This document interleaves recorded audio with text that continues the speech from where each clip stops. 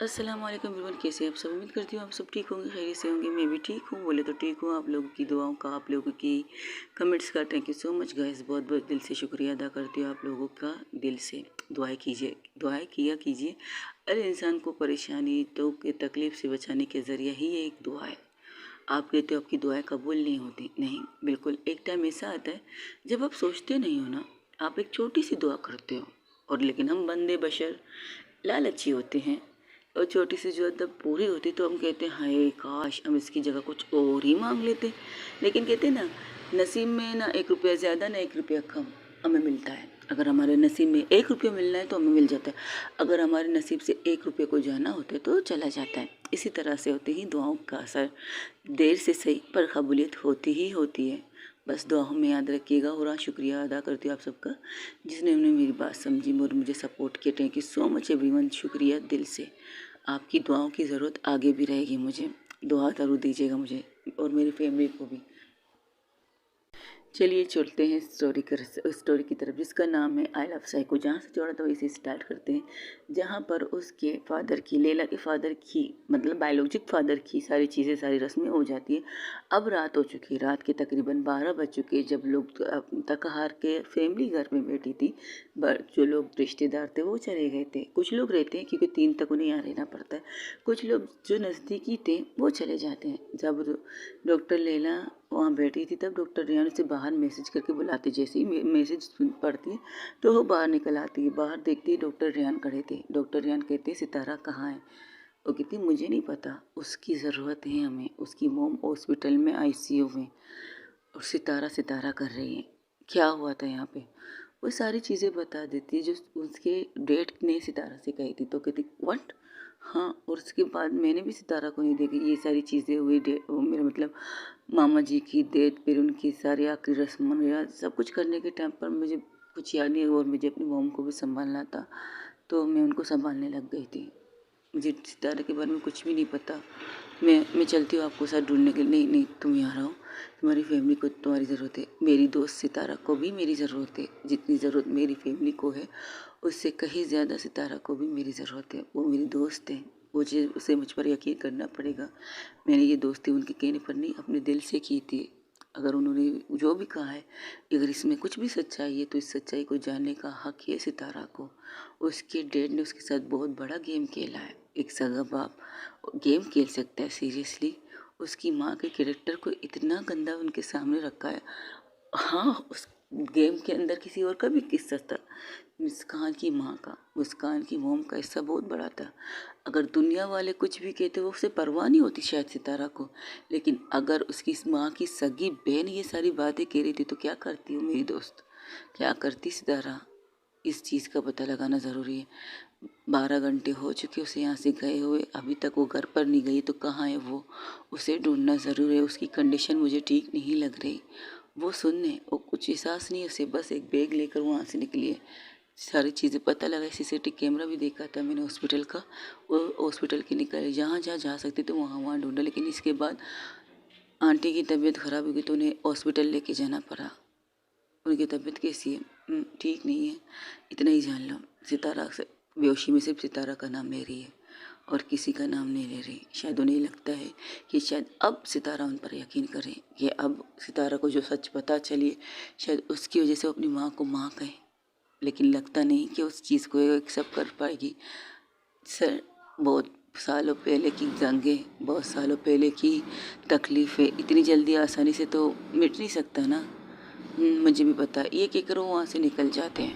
Doctor Riyan वहाँ से निकल जाते हैं और डॉक्टर रियान के जाने के बाद लैला भी अंदर जाती है। अपनी मॉम को कहती मैं जा रही हूँ सितारा को ढूंढने, और अपनी गर्लफ्रेंड को कहती मम्मा के साथ रहो। वो कहती ठीक है। अच्छा, हम यहाँ रहना है या उस वाले घर में रहना है? हमें वहीं रहना है जहाँ पर मैंने घर देखा है। ये घर मामा जी का है। मामा जी ने आखिरी वसीयत में ये लिखा था, ये घर के बेच कर इसके जितने भी पैसे हैं उन सब चीज़ों को अनाथ आश्रम में या डोनेशन किया जाए। जो चीज़ मेरी माँ को मिलनी चाहिए उनको मिल जाएगी। तुम मम्मा को संभालो, मैं सितारा को देखती हूँ। तो कहती ठीक है। ये लोग भी वहाँ से निकल, लैला भी वहाँ से निकल जाती। बहुत ज़्यादा लैला उस हॉस्पिटल से ही स्टार्ट करती है जहाँ पर आखिरी दफ़ा सितारा को लेके गए थे। सितारा के साथ तो गई थी। वहाँ से निकलने के बाद वहाँ के एक-एक कोने के बारे में पता लगाती, एक-एक चीज़ों के जहाँ-जहाँ सोच सकती है वहाँ-वहाँ सितारा को ढूँढने की कोशिश की जाती, लेकिन सितारा कहीं नहीं मिलती। वहाँ हॉस्पिटल में जहाँ पर मुस्कान की माँ मुस्कान से कह रही है घर चलो, बस बहुत हो गया, मुझे ये चीज़ बर्दाश्त नहीं कि तुम मेरी किए की सज़ा काटो। तो कहती गलती आपकी थी, आपने अपनी नफ़रत, आपकी जेलसी में अपनी सगी बहन तक को नहीं बर्दाश्त किया। वो आपकी ही तो बहन थी ना। आपको आप एक आज सच बताऊँ मोम, एक सच जो आपने कभी एक्सेप्ट नहीं किया खुद से, वो सच ये है कि आपको पढ़ाई करने का शौक़ नहीं था, तो आपने पढ़ना नहीं चाहती थी, तो उसका इल्ज़ाम आपने आंटी पर लगा दिया। आपको ये नहीं करना था, तो इसका इल्ज़ाम भी आपने आंटी को लगा दिया। आपने अपनी लव मैरिज की है, आपने लव मैरिज की है, लेकिन आपने आंटी की लव मैरिज को भागने पर मजबूर किया, क्योंकि वो इंसान अच्छा नहीं था। एक बाप अपनी बेटी को आग में कूदने की इजाज़त नहीं दे सकता, लेकिन आपने क्या किया, आपने उसको सपोर्ट किया, उसको घर से भगाने में मदद की, और फिर आपने इस तरह से दामन झाड़ा, दामन से मिट्टी झाड़ी जैसे कि कुछ हुआ ही नहीं। आपने अपनी नफ़रत के अंदर इस कदर गिर गई थी, अपनी बहन की नफ़रत से, अपनी बहन को नफ़रत करते हुए इतना गिर गई थी कि आपने ये भी नहीं सोचा सामने वो इंसान सही इंसान नहीं है जिसने आपकी बहन को पसंद किया है, जिसने आपकी बहन से प्यार किया है। वो सिर्फ खूबसूरती से प्यार करना जानता था। वो एक इंसान ऐसा था, नॉर्मल था, लेकिन अब नॉर्मल वाली हरकतें करता था। वो ये करता था कि उसे अपनी बीवी पर भरोसा नहीं है कि वो खूबसूरत है, वो उसके अलावा किसी और के साथ भाग गई तो वो मेरे साथ भाग के आ गई, और उस चीज़ का कारण भी आप थी। आपने उनसे मिलकर ये बताया कि अगर वो तुम्हारे लिए भाग सकती है, अगर उसकी ज़िंदगी में कोई और आया, नहीं मैंने ये कभी नहीं कहा, और ये चीज़ मैं कभी कह भी नहीं सकती। वो मेरी बहन है, हाँ मैं नफ़रत करती हूँ उससे, नफ़रत की वजह बहुत खास है मेरे लिए। मैं इस घर की बड़ी बेटी थी, लेकिन मेरी माँ बाप ने मुझसे ज़्यादा मेरी छोटी बहन को प्यार दिया, मुझसे ज़्यादा उसकी केयर की। मेरी पैदाइश की तकरीबन 1.5 साल या 2 साल बाद वो पैदा हुई। जो प्यार मुझे मिलना चाहिए था वो प्यार उन्हें मिला। उसकी भी तो एक वजह थी ना माँ, वो बीमार बच्ची थी, वो बीमार रहने वाली बच्ची थी। डॉक्टर ने उन्हें से कहा था कि उन्हें अपनी इस बच्ची पर ज़्यादा केयर करना चाहिए, कहा था। और आपको भी उन्होंने फेंका नहीं था, आपको भी टाइम देते थे, लेकिन फिर भी आपको ऐसा लगता था कि आपसे ज़्यादा प्यार नहीं करते। आपने यही माइंड में लगा दिया था अपने कि आपके मॉम डैड आपसे नहीं अपनी छोटी बेटी से प्यार करते, बस यही चीज़। और इसी नफ़रत की वजह से आपने उसे हद तक नफ़रत की कि आपने उसे टॉर्चर तो किया, साथ में उनकी बेटी को भी नहीं बख्शा। सितारा की क्या कसूर था मोम, सितारा का क्या कसूर था? सितारा की कोई कसूर नहीं थी इस चीज़ में। अगर उसके डैड उसे वो बकवास कर चुके थे तो आप उसकी सगी बहन थी। आप कहते नहीं मेरी बहन ऐसी नहीं है, मेरी बहन ऐसा कुछ कर नहीं सकती, मेरी बहन ने तुम्हारे पापा से बेतहाशा प्यार किया, वो तुम्हारे पापा को धोखा नहीं दे सकती। लेकिन नहीं, वो कहते ना बहती गंगा में हाथ धोना, यही मिसाल आपने कायम कर दी। आपने सितारा की लाइफ की उस चीज़ को, उसकी सच को, उसका सच बजाने के बजाय झूठ में शामिल कर दिया। आप भी अच्छी तरह जानती हैं कि आपकी बहन ने कभी कोई गलत काम किया नहीं। वो अपने हस्बैंड से बेतहाशा प्यार करते हैं।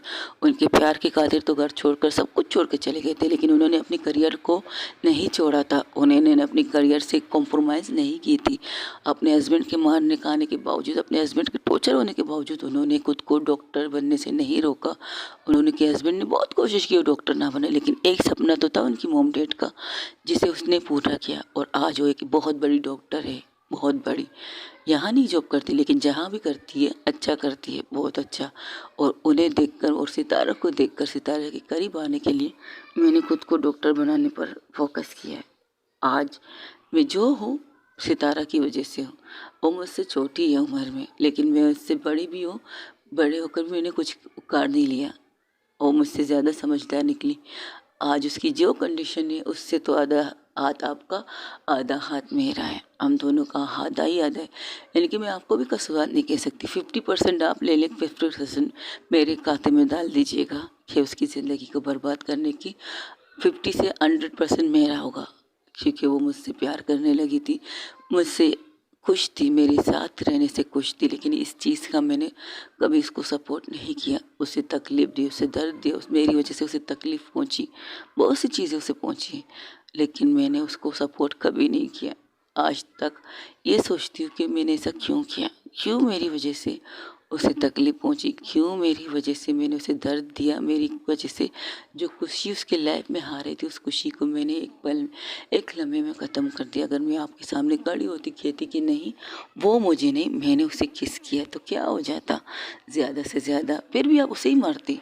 ये कहकर आपकी बेटी को गलत रास्ता, गलत चीज़ें उसने सिखाई हैं, ये चीज़ें कहकर आप उसे टॉर्चर करती, उसे मारती, तभी आप उसे मारती, इतना तो यकीन है मुझे। लेकिन आज सितारा यहाँ नहीं है, मुझे नहीं पता क्या हुआ है। लैला जी को, लैला ने उसे लेकर गई थी, वो वहाँ पर क्या हुआ है कुछ नहीं पता मुझे, लेकिन उसकी मोम को उसकी ज़रूरत है, बेहोशी में सिर्फ अपनी बेटी को इंतज़ार कर रही है। उनको कुछ होना नहीं चाहिए, अगर उन्हें कुछ हुआ ना तो ज़िंदगी भर में सितारा को पा नहीं पाऊँगी, बिल्कुल नहीं पा पाऊँगी। ये कहकर वो ऐसी रूम के बाहर फिर से जाके खड़ी हो जाती है। उसकी माँ वहाँ पर चेयर पर सर झुका के बैठ जाती है, उन्हें अपनी सारी चीज़ें याद आती। गलत तो मुस्कान ने कहा कुछ नहीं, कुछ भी गलत नहीं कहा, लेकिन जो कुछ कहा वो सच कड़वा होता है। उस सच को एक्सेप्ट करना बहुत बड़ा दिल चाहिए होता है, जो वो कर नहीं पा रही थी। वो वहीं पर खामोशी से बैठ जाती बिना कुछ कहे। अब सितारा के सॉरी मुस्कान के पास भी कोई लफ्ज़ नहीं था अपनी माँ को उसकी गलतियों को बताने का। अब बैठ के उनकी माँ अपनी गलती को सोचे कि उन्होंने क्या किया, क्या पाया और क्या खो दिया। वहीं दूसरी तरफ जहाँ डॉक्टर रियान हॉस्पिटल में आए थे, मुस्कान उन्हें देखकर उनके पास आते, आपको पता चला सितारा का है? तो वो सर ना मिलाते, तब वो आईसीयू के अंदर चले जाते। तो दूसरी तरफ जहाँ पर लैला सितारा को ढूंढ रही थी, लेकिन सितारा उसे कहीं नहीं मिलती, वो थक हार कर एक जगह पर बैठ जाती। अब रात के तकरीबन 2 बज रहे थे। तो कहती, कहाँ हो लैला, तुम कहाँ, ढूंढूं मैं तुम्हें, तुम्हारी कंडीशन क्या है ये नहीं पता मुझे, लेकिन तुम कहाँ हो, तुम्हें ढूंढना है। वही एक जगह पर सुनसान एरिया कह सकते हो, सुनसान एरिया जहाँ गाड़ियों का कोई कुछ नहीं।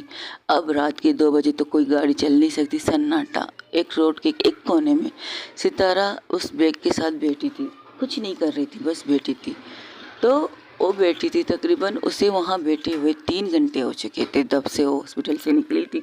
चलते चलते वो इस कदर थक गई थी, तो एक जगह पर वो रुक जाती है, वहाँ बैठ जाती है, और उसकी माइंड बिल्कुल ब्लैंक था, उसके दिमाग में कुछ भी नहीं चल रहा था, बस सन्नाटा, एक ऐसा सन्नाटा जैसे कि उस रोड पर था इस वक्त। रोड खामोश था, जो रोड चलने, गाड़ियों की शोर, गुनगुनाहट, लोगों की चीख और पुकार, चिल्लाने से रोड चमकता था। अब इस वक्त वो रोड सन्नाटे में गूंज रहा था, चारों तरफ सन्नाटा ही सन्नाटा था, किसी चीज़ की भी आवाज़ नहीं थी, यहाँ तक कि कोई कुत्ता भी तक नहीं भौंक रहा था उस रोड पे, सारे जगह सन्नाटा था। रात के 3 बजे आप किस कुत्ते की उम्मीद रख सकते हो? हाँ, आवारा कुत्तों की रख सकते हो, लेकिन इस वक्त उस जगह पर बिल्कुल सन्नाटा था। बस गूंज रहा था तो एक ही लफ्ज़ बार बार, मरा हुआ इंसान झूठ नहीं बोलता, मरा हुआ इंसान झूठ नहीं बोलता। मैं मर रहा हूँ, मरने से पहले सच बोल के मरना चाहता हूँ, और इस बात का यकीन रखो कि मैं मर के झूठ नहीं बोलूँगा। बस ये लफ्ज़ उसके कानों में गूंज रहे थे। वो अपने कानों को हाथ लगा कहती, बस करो, बहुत ज़ोर से चीखती है। अब भी उसे कुछ समझ में नहीं आ रहा था। वो उस बैग को देखती है, उस बैग में देखती है, खोलती नहीं, बस बैग को अपने सामने रख देती है, बस उसे घूर के सिर्फ अपनी नज़र, वो सिर्फ बैग को देख रही थी। उसने अपने सामने बैग को रखा था, बस काली आंखों से उस बैग को देख रही थी। चारों तरफ सन्नाटा, पता नहीं उसके दिमाग में क्या आता है। वो खड़ी हो जाती है, वहाँ से खड़ी होकर उस बैग को लेती है और वहाँ से निकलने लगती है। तब उसे आगे जाकर एक टैक्सी नज़र आती है, जो शायद बंद है, खड़ी थी खामोशी से। तो वो जाती है, नुक नुक करती है, क्योंकि उसकी टैक्सी के अंदर कोई सोया हुआ मिलता है उसे। तो वो टैक्सी वाला डर जाता है, कहता है, कौन है? तो जैसे ही देखता है एक लड़की खड़ी है, तो खिड़की विंडो नीचे करता है। वो कहती, तुम यहाँ क्या कर रहे हो? तो कहते हैं, मैडम जी मैं ड्राइवर और टैक्सी चलाता हूँ, तो यहाँ क्या करूँगा, मुझे कहीं जाना है, छोड़ दोगे, डबल पैसे दूँगी। तो कहता है, काम या इसी काम के लिए तो निकला हूँ, चलो आप बैठ जाओ, कहाँ जाना है ये बताओ। तो वो एक एड्रेस बताती है, तो वो उसे वहाँ लेके जाने के लिए निकल जाता है। अब रात के तकरीबन 3:30 बज चुके हैं। तो वो जाती है, जहाँ टैक्सी ड्राइवर से छोड़ता है तो उससे बिना देखे हुए अपनी जेब से पैसे निकाल के उसके दे देती है और वहाँ से हट जाती है। तब वो कहता है मैडम जी ज़्यादा पैसे, मैडम जी ज़्यादा पैसे, लेकिन सितारा कोई जवाब नहीं देती, बस वहाँ से आगे बढ़ने लगती है। वो एक घर के बाहर खड़ी हो जाती है, डोर बेल बजाती है, मेन डोर कह सकते हो। तो वहाँ से एक वॉचमैन सर निकाल के देखता है, क्योंकि रात को वॉचमैन जागते रहते हैं। वो सितारा को देखकर दरवाज़ा खोलता है, शायद सितारा को पहले भी यहाँ देख चुका है कह सकती हूँ। तो वो अंदर की तरफ बढ़ता है। मैं वो कहते हैं, वॉचमैन कहता है मैडम इस वक्त सब सोए हुए हैं। तो कहती है पता है, सुकून से सोए ना, उनकी सुकून बर्बाद करने के लिए मैं आई हूँ, आप आ चुकी हूँ। ये कहकर कहती फ़ोन लगाओ उसे और कहो सितारा आई है उससे मिलने, फ़ोन लगाओ। जी जी मैडम जी। जिस तरह से वो बात करती थी सभी सितारा से डरते थे, एवरीवन कह सकते हो, सब लोग ही सितारा से डरते हैं। तो वो इंसान कॉल लगाता है, कॉल लगाने के बाद वहाँ से फ़ोन उठाता है कोई इंसान, नींद में कहते हैं हेलो। तो कहता है मैं सर सितारा मैडम आई है। तो कहते हैं कौन आया है? वो कहती सर सितारा मैडम आई है इस वक्त। जी जी ठीक है मैं आ रहा हूँ। वो अपनी बीवी, जो इंसान था वो सब किसी को हक करके सोया था, उसके उठने से उसकी बीवी उठ जाती, उसे कहती क्या हुआ? तो कहती कुछ नहीं तुम सो जाओ मैं आता हूँ। लेकिन वो सोती नहीं है, वो भी अपने हस्बैंड के पीछे आ जाती है बाहर। और उसके हस्बैंड जाके दरवाज़ा खोलते तो सामने सितारा को देखते हैं। सितारा को देखकर वो कहता है क्या हुआ सितारा, इस वक्त रात की 3:30 बजे तुम यहाँ क्या कर रही हो? वो उन्हें कुछ किए बिना अंदर आ जाती है। अंदर आके कहती ओह, तो आप अपनी बीवी की बाहों में इस कदर सुकून से सो रही है, आप कब आई मैडम जी? वो उन्हें देखकर ग्रीट करती है। तो वो कहती मैं ठीक हूँ, तुम सुनाओ तुम कैसी हो रही रात को इस वक्त? कह रही है तो तबीयत ठीक है। कुछ हिसाब किताब आपके हस्बैंड से करने हैं। आई होप मेरे इस हिसाब किताब के बीच में आज तो कोई ना आए। अगर आप भी आएंगी तो मैं शायद आपकी भी इज्जत ना करूँ, क्योंकि आपकी इज़्ज़त बहुत करती हूँ। आपके हस्बैंड की नहीं करती, लेकिन आपकी इज़्ज़त करती हूँ। तो प्लीज़ मैं अपने हस्बैंड को कुछ देर के लिए मेरे साथ अकेला छोड़ दीजिएगा और आप अपने बच्चों के रूम में जाके आराम कीजिएगा आज रात के लिए। यहाँ जो कुछ होगा आप ना कुछ सुनेंगी, ना कुछ देखेंगी, ना कुछ बोलेंगी, अब आपके ऊपर है। तो वो अपने हस्बैंड को देखते, फिर सितारा को देखते, लेकिन जिस तरह सितारा की आंखों में नज़र आ रहा था मरो या मारो, बस इसकी आंखों में ये चीज़ देखकर वो खामोशी से अपने हस्बैंड को पूछती क्या किया है तुमने इस बार? तो कहती मैंने कुछ नहीं किया है स्वीट। तो कहती शर्म कीजिए, इस उम्र में भी आप स्वीट कह रहे हो, क्या बात है? हाँ, पहली बीवी को तो आपने स्वीट कहा नहीं, या पहली बीवी ने आपको? खैर छोड़िए आपकी मसला है, आप जा सकती है मैम प्लीज़। ओके। उस इंसान की बीवी वहाँ से हट जाती है। तो वो वहाँ जाके एक सोफे पर बैठ जाती है और कहती कहना स्टार्ट करती है मैं आज जो भी आपसे पूछूंगा आप मुझे सच बताओगे। अगर आज आपने मुझे सच नहीं बताया, उस औरत की कसम खा के कहती हूँ जिससे मैं सबसे ज़्यादा नफरत करती हूँ, जिसे रिश्ते में आप मेरी माँ का समझती हो, उस औरत की कसम खा के कहती हूँ आपकी ज़िंदगी को अगर मैंने हेल ना बना दिया, आपकी लग्जरी लाइफ को मैंने बर्बाद ना कर दिया, तो मेरा नाम सितारा नहीं और मैं उस औरत की कोख से पैदा हुई बेटी नहीं। चलिए स्टार्ट करते हैं। आप मेरे डैड के बेस्ट फ्रेंड कहते हैं खुद को, उनके साथ बिजनेसमैन भी हैं, बिजनेस पार्टनर भी कह सकते हो खुद को, जिस हॉस्पिटल में आप मुझे रख चुके मिस्टर MD। तो मैं आपसे पर्सनली सवाल पूछूंगा, सिर्फ एक सवाल, उस एक सवाल का जवाब हाँ या ना, बस इतना। मेरी माँ लव मैरिज कर चुकी थी मेरे पापा के साथ, और लव मैरिज करके सब कुछ चीज़ छोड़कर भाग कर उनसे शादी की थी शायद। क्या मैंने यही आप लोगों से मुँह से सुना था, मुझे इससे कोई एतराज़ नहीं। क्या मेरी माँ गलत थी, हाँ या ना? वो कहते मुझे इस बारे में बात नहीं करनी, तुम जाओ यहाँ से। तुम्हारे लगता है शराब पी के आई हो। शराब? अभी तक तो मैंने कुछ पिया नहीं है, होश में रहकर आपसे बात कर रही हूँ, हाँ या ना मुझे जानना है। मेरी माँ ने क्या मेरे बाप को धोखा दिया था, हाँ या ना? मेरी माँ ने अपनी पूरी राय उनके लिए रखी थी, फिर भी क्या उन्हें धोखा दिया था, हाँ या ना? वो इंसान कुछ कहता नहीं तो उसके घर को देखने लगती है, कमाल है, घर बहुत खूबसूरती से सजाया है। वो एक चीज़ उठाती है और उसे उठा के ज़मीन पे ज़ोर से दौड़ मारती है। उसकी आवाज़ गूंजते ही जो चौकीदार, जो गार्ड्स वगैरह बाहर थे, वो अंदर आ जाते हैं, लेकिन अंदर का तमाशा देखकर वो रुक जाते हैं। तो वो सर की तरफ देखते हैं और सितारा की तरफ देखते हैं। सितारा सिर्फ इतना कहती है, यहाँ पर जो कुछ होगा सुन के भी अनसुना करो, एयरफोन लगाओ, म्यूज़िक सुनो, चाहो तो यहाँ से छुट्टी करो। अगर तुम में से किसी ने भी मुझे रोका तो वहाँ यहाँ से उनकी लाशें बाहर जाएंगी क्योंकि इस वक्त मेरे सर पर खून सवार है। मेरा दिमाग काम नहीं कर रहा तो मैं किसी और के दिमाग को काम करने के लायक भी नहीं छोड़ूंगी। पीछे हट के बाहर जाओ। तो वो अपने बॉस को देखते तो कहते, इसे देख रहे हो, इसे बचाओगे तुम मुझसे? आज रात तो इसकी मौत में इसके सामने इसको ना बचाया मुझसे, दफ़ा हो जाओ यहाँ से। वो लोग वहाँ से हट जाते हैं। तो उन्हें घूर के देखते पैसे, वो सोच रहे इस तरह खे ही देती है, क्या हुआ ये सोच रहे हो? पैसे तुम देते हो, खाना तुम देते हो, लेकिन बात उन लोगों ने मेरी मानी। हाँ, जब किसी को अपनी मौत सामने नज़र आती है ना तो वो ज़िंदगी की तरफ बढ़ जाता है। तो उनकी कंडीशन ऐसी है, उनकी मौत उनको नज़र आई और वो लोग ज़िंदगी की तरफ चले गए। अब आप बताइए, तुम इस बारे में अपने डैड से बात करो। वो तो आपका चट्टा बट्टा दोस्त है, आपको अपने दोस्त के बारे में कुछ नहीं पता, कुछ भी नहीं पता। ये कहकर वहाँ पर जितने भी एंटिक पीस कह सकते हो जो वहाँ के नहीं है, अब रोड का इसे भी मंगवा के ला के रखे गए। जैसे कि एक इंसान को होता है ना शौक, कुछ लोगों को पैसे जमा करने का शौक होता है पुराने पुराने, कुछ लोगों को एंटिक पीसेस जमा करने का शौक होता है। वो पूरा घर एंटिक पीसेस पर बना हुआ था, हर चीज़ एक से एक बढ़कर, और उसकी कीमत आसमान को छूने वाली। अगर कोई चोर आके इस घर में चोरी करे ना, उसकी 7 पुश्तें तो आराम से खा सकती है। ये बात सितारा जानती है। तो सितारा क्या कहती है, क्या हुआ अब भी नहीं खोलोगे मुँह? कोई बात नहीं, मुझे तुम्हारा मुँह खोलना अच्छी तरह आता है और मैं खोल के ही रहूँगी। आज तुम्हारे घर को तोड़ूंगी, सुबह जाके तुम्हारे हॉस्पिटल को बर्बाद कर दूँगी। बस मेरी एक कंप्लेंट से तुम्हारा पूरा हॉस्पिटल ज़मीन के नीचे धंस जाएगा, सिल हो जाएगा।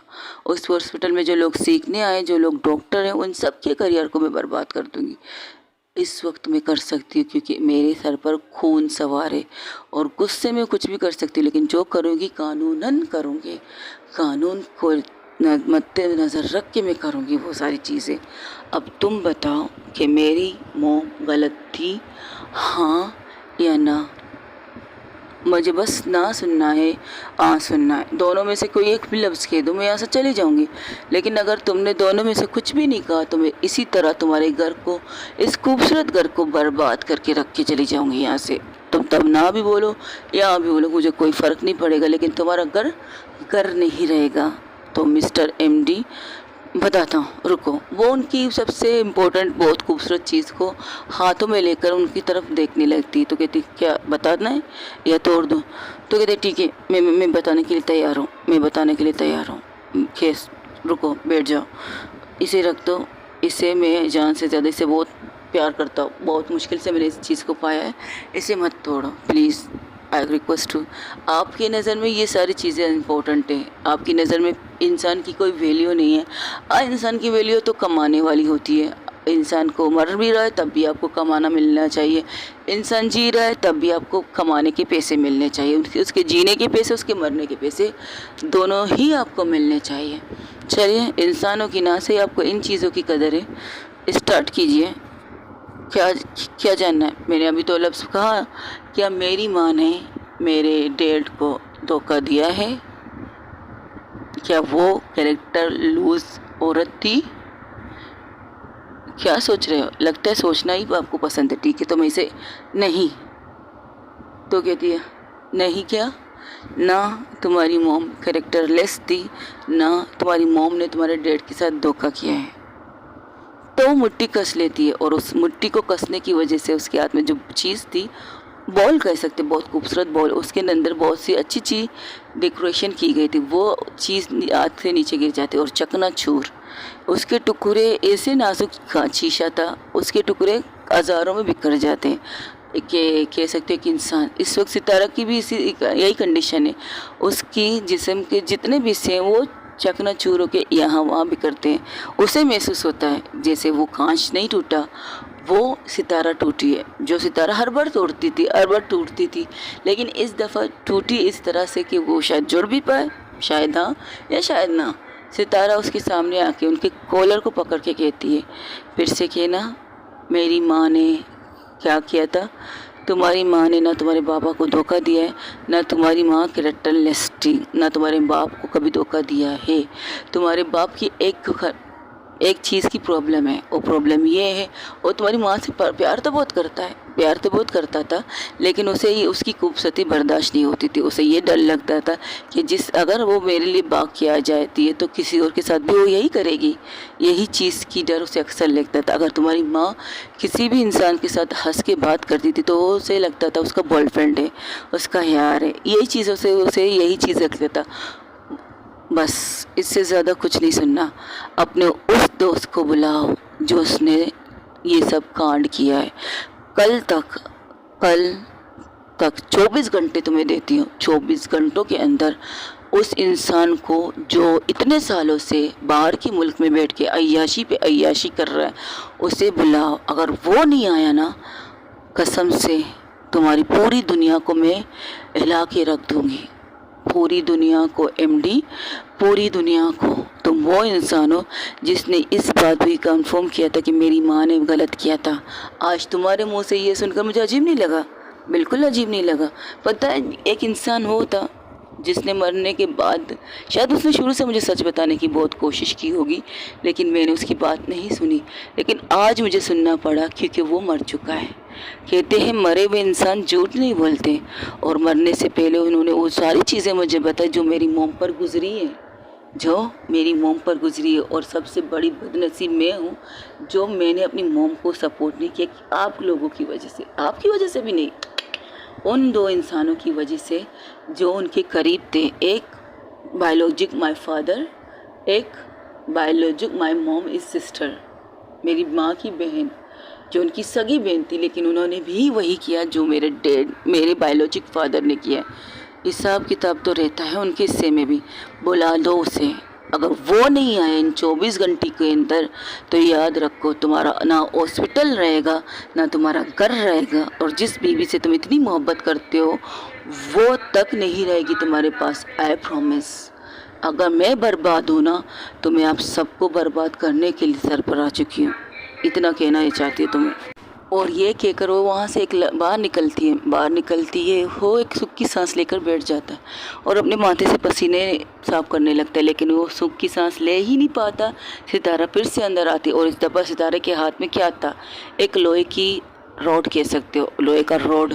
वो लेती है उस कमरे से, उस कमरे में जितने भी एंटिक पीसेस थे, जितनी भी खूबसूरत चीज़ें थी, सिवा उस सोफे के जिसके ऊपर वो इंसान बैठा था, उसे लेकर वो सारी चीज़ें तोड़ने लगती है। पूरे कमरे को, जो इस वक्त खूबसूरती की सजावट की मिसाल देने के लिए काफ़ी था, अब वो कमरा पूरी तरह से तहस नहस हो चुका था। इन चीज़ों को शोर सुनते ही वो अपने बच्चों के कमरे को लॉक करके कहती, तुम लोग में से कोई बाहर ना निकलो, तो बाहर आ जाती है। लेकिन बाहर आके जो बाहर का नज़ारा देखती है तो वो भी शौक हो जाती है कि सितारा क्या कर रही है। तो सितारा के सामने आके कहती, तुम क्या कर रही हो? तो सितारा कहती, कुछ नहीं, एक चीज़ मैंने आपके हस्बैंड को बताई, शायद उन्हें लगा कि मैं मजाक कर रही हूँ, लेकिन मैं मजाक नहीं कर रही हूँ, इसकी शुरुआत मैं कर चुकी हूँ। 24 घंटे के अंदर अंदर मुझे वो इंसान अपने सामने चाहिए।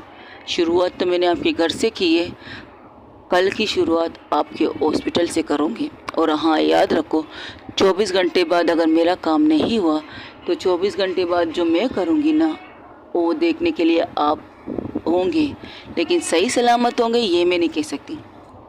और हाँ मैडम, आपसे कहती हूँ, 24 घंटे के अंदर अंदर आप भी यहाँ से चले जाएं। अगर आप यहाँ रहें तो आपको आपको अपने हस्बैंड की बर्बादी देखनी पड़ेगी, शायद आप अफोर्ड नहीं कर सकती। आप भी जाए, अपने हस्बैंड को कुछ दिनों तक अकेला छोड़ दीजिए, ताकि उनका दिमाग थोड़ा सा फ्रेश है और वो सोचे कैसे क्या करना चाहिए। 24 घंटे मैं आपको देती हूँ, 24 घंटों के अंदर अंदर मुझे वो इंसान चाहिए तो चाहिए, 24 घंटों के अंदर। ये कहकर वो वहाँ से निकल जाती है और उस लोहे के रॉड को बाहर फेंक देती है। और जब जैसे ही एमडी के जाने का यकीन करता है तो खड़ा हो जाता है। अपने घर की कंडीशन देखकर उसकी कौन खोलने लगता है। तो कॉल लगाती है रेहान को कॉल लगा के कहती है मेरे घर मैं नहीं आ सकता, मैं हॉस्पिटल में हूँ। तो कहता है सितारा यहाँ आई थी। जैसे ये सुनता है डॉक्टर रेहान तो वो भाग के वहाँ से निकलता है हॉस्पिटल से। मुस्कान भी कहती मैं आपके साथ आती हूँ। तो कहती नहीं तुम नहीं, मुझे आपके साथ चलना है। ये कहकर दोनों वहाँ से निकल जाते। डॉक्टर रेहान अपनी वाइफ को कहते हैं आंटी के पास रहो, उनकी कंडीशन देखो। उनकी मॉम खुद इलाज कर रही थी अपनी दोस्त का, लेकिन उनकी समझ में कुछ नहीं आ रहा था, बस बेहोशी में सिर्फ सितारा कर रही थी। जब वो अपने डैड के घर के बाहर रुकते तो गार्ड उन्हें देखकर दरवाज़ा खोल देते। तो अंदर आते तो देखते अंदर का जो नज़ारा देखते हैं, एक पल के लिए तो रेहान दरवाजे के पास ही रुकता है और सोचता सितारा सॉरी डॉक्टर मुस्कान भी रुक जाती। तो देखती अंदर घर के कमरे की कंडीशन ऐसी थी जैसे वो जो लोग तारीफ़ करने के लिए कहते थे, लेकिन अब वहाँ पर एक चीज़ भी तारीफ़ के लिए नहीं छोड़ी थी सितारा ने। तो वो आती ये सब किसने किया? सितारा ने किया। क्या सितारा ने किया? लेकिन क्यों? आई थी मेरे पास कुछ सवाल लेकर और उसको जवाब ना मिला तो आधा चीज़ तो वो बर्बाद कर चुकी थी। जवाब मिलने के बाद उसने पूरा बर्बाद कर दिया। सवाल क्या थे? अपनी माँ के बारे में पूछ रही थी। क्या उसकी माँ ने धोखा किया है? उसकी माँ कैरेक्टरलेस थी। ओ तो आपने फिर से झूठ बोला क्या? नहीं, सच बोला। सच बोलकर भी मुझे कोई फ़ायदा तो नहीं मिला। ये सब हुआ। ओके, अब क्या करना है आपको? उसने मुझे 24 घंटे दी। 24 घंटे के अंदर अंदर उसे अपने बायोलॉजिक फादर को अपने सामने देखना है। वो इंसान इतने सालों से बाहर मुल्क में अय्याशी कर रहा है, घूम रहा है, फिर रहा है। क्या वो मेरी बात सुन के आएगा? नहीं आएगा। मुझे पता है वो नहीं आएगा डैड, मुझे पता है नहीं आएगा डैड। आज फर्स्ट टाइम अपने डैड को डैड कहती है। पता है आपने बहुत अच्छा किया डैड कि उसे सच बताया। अगर आपने उसे 24 घंटे के अंदर उसे उसके बायोलॉजिक फादर को नहीं बुलाया ना, ये जो कंडीशन आप यहाँ की देख रहे हो ना, वही कंडीशन आपके हॉस्पिटल की भी होगी। और आपके जितने भी बिजनेस है जो आप चुपके से कर रहे हो, वो सारी चीज़ें सितारा एक पल में ख़त्म कर सकती है। आप भी जानते हैं और वो इंसान भी जानता है जो वहाँ बैठा है। उससे कह दो, और जो अय्याशी यहाँ के पैसों से बना के कर रहा है ना, तो आगे वो पैसे बचा है। अगर उसने नहीं किया तो 24 घंटे के अंदर अंदर जो कुछ इसके बाद 24 घंटे के बाद जो होगा वो देखने के लायक होगा। याद रखिएगा बायोलॉजिक फादर। ये कहकर वो वहाँ से निकल जाती। वो कहती यहाँ से वो कहाँ गई? वो वॉचमैन से पूछती तो कहती पता नहीं, वो टैक्सी के बाहर रुकी थी, उस टैक्सी में बैठ के चली गई। तो डॉक्टर टैक्सी ड्राइवर कहता है मैडम जी अब कहाँ लेके जाऊँ? ऐसी जगह लेके जाओ जहाँ इस वक्त कोई ना हो, सिर्फ मैं हूँ। तो कहता है ऐसी जगह तो ठीक है। वो उसे लेके जाता है बीच की साइड में, दरिया समंदर की गहराइयों के पास, और वहाँ बैठ जाती है सितारा। और ऐसी देर से कहती है ये लो पैसे, तुम जा सकते हो। और कहता है अब कहाँ जाना मैडम? अब सुबह होने वाली है, यहीं पर रहूँगा, थोड़ी देर सोऊंगा, फिर अपनी ड्यूटी पर निकल जाऊँगा। अगर आपको कहीं और भी जाना तो बोल देना, उठा देना मैडम जी। ये कहकर वहीं पर गाड़ी का दरवाज़ा खोल के सो जाता है। तो वो सितारा वहाँ से निकलकर गाड़ी के पास से थोड़ा आगे जाके बैठ जाती है और उस बैग को खोलती है। उसमें से 3 डायरियाँ उसके हाथ में आती है। 3 डायरियाँ, my first diary, my second diary, my third diary. ये 3 डायरियाँ माई जर्नी, हाँ उसमें लिखा था माई जर्नी 1, माई जर्नी 2, 3। तो डायरी का पहला लफ्ज़ खोलती है। डायरी के पहले पेज पे लिखा था प्रेरणा, उसकी मॉम का नाम था।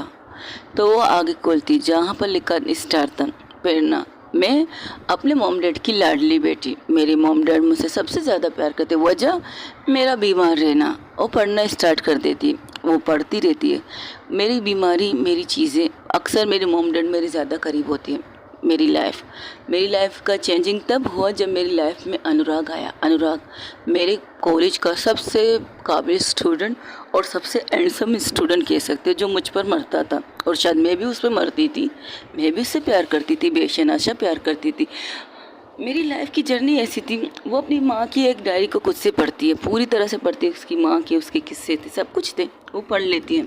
दूसरी डायरी जब स्टार्ट करती है उसमें उसके डैड की ही लव स्टोरी की चीज़ें स्टार्ट हो जाती हैं। ओके गाइस, अपना ढेर सारा ख्याल रखिए। अल्लाह हाफ़िज़, टेक केयर, बाय बाय। दुआओं में याद रखिएगा, हो सके तो मुझे दुआओं में बहुत ज़्यादा याद रखिएगा। अपना ढेर सारा ख्याल रखिएगा। अल्लाह हाफ़िज़, टेक केयर, बाय बाय। और हाँ, जानने के लिए मेरे साथ बने रहेगा उस channel, subscribe to my channel, और हाँ बेल आइकन को ना बटाइए और कमेंट में ज़रूर बताइए कि आप लोगों को मेरी स्टोरियाँ कैसी लगी। टेक यू गाइस, अपना ढेर सारा ख्याल रखिएगा। अल्लाह हाफ़िज़, टेक केयर, बाय बाय।